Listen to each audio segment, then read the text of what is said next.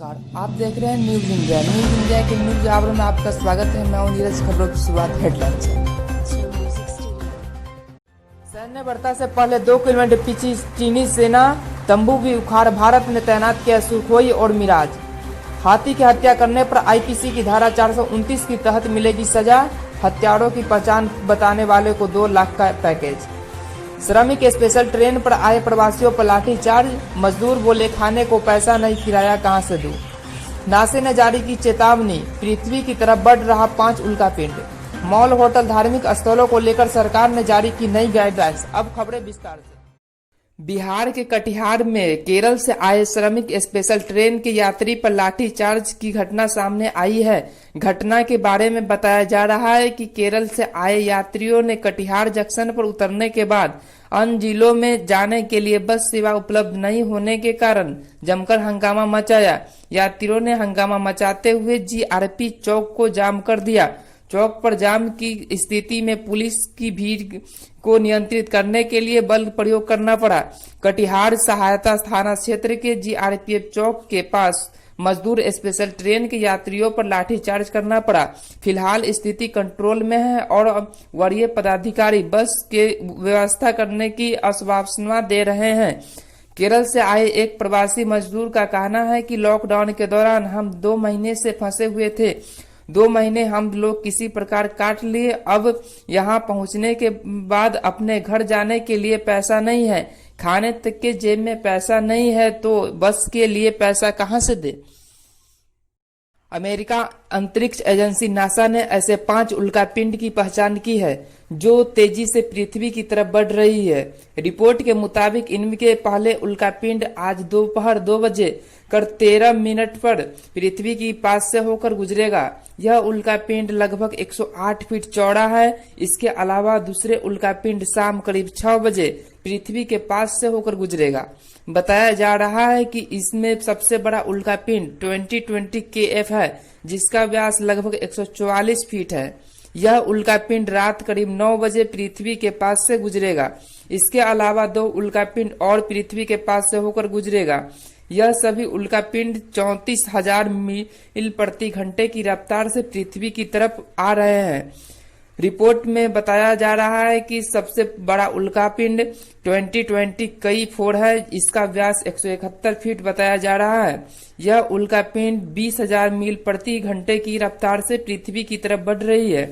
NASA के centre for near earth optical studies के अनुसार अंतर्राष्ट्रीय व्यापार टाइम्स वेबसाइट की एक रिपोर्ट में कहा गया है कि यह उल्कापिंड पृथ्वी के से टकराएगा तो ज्यादा नुकसान नहीं होगा।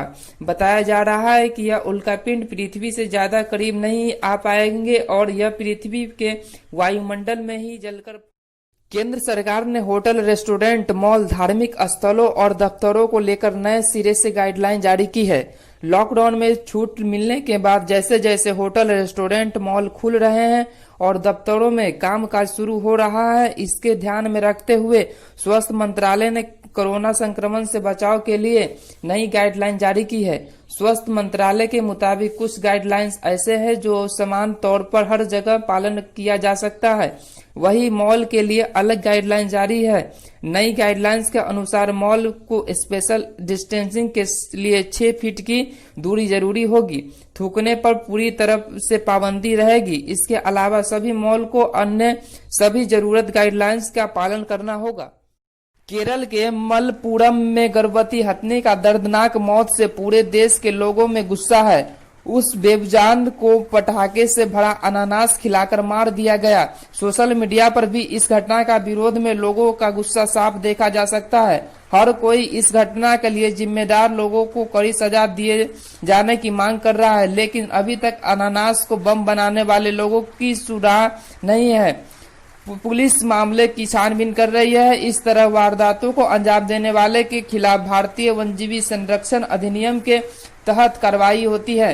साथ ही हथिनी और साक्ष्य जानवरों की हत्या करने वाले आरोपियों को इंडियन पेनल कोड के धारा 429 के तहत कार्रवाई की जाती है। वहीं दूसरी ओर एसोसिएशन के महासचिव BT श्रीनिवास ने ट्वीट किया कि मैं उस व्यक्ति को 2 लाख रुपया पेशकश करना चाहता हूं जो उन बदमाशों के बारे में जानकारी देगा जिन्होंने गर्भवती हथनी को अनानास में भरकर पटाखे खिला दिए थे, जिससे कारण उनका मौत हो चुका है। चीन सीमा विवाद के बीच भारत ने बॉर्डर पर बड़ी तैयारी शुरू कर दी है। भारत ने चीन सीमा के आसपास फाइटर विमान सुखोई और मिराज को तैनात किया है। यह फैसला चीन द्वारा लगातार सीमा पर बढ़ा रहे सैन्य उपकरण के बाद लिया गया है। बताया जा रहा है कि भारत भी सीमा विवाद प्रकरण में एक कदम पीछे नहीं हटेगा। हालांकि भारत सीमा विवाद पर चीन के साथ बातचीत करने के लिए तैयार है। चीन सीमा तक एयरफोर्स ने अपनी सक्रिय बढ़ाया है। एयरफोर्स ने सीमा के करीब सुखोई और मिराज को तैनात करने के अभ्यास कर शुरू कर दिया है। भारतीय सेना चीन के जुड़े सूत्रों से बताया कि जब तक स्थिति ठीक न हो तब तक ये फाइटर प्लेन यहीं पर रहेगी।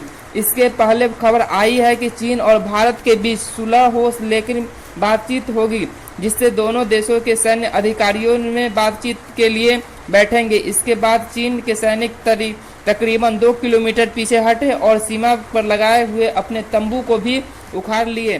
बताया जा आज के न्यूज में बस इतना ही। बने रहिए आपके अपने चैनल न्यूज इंडिया पर।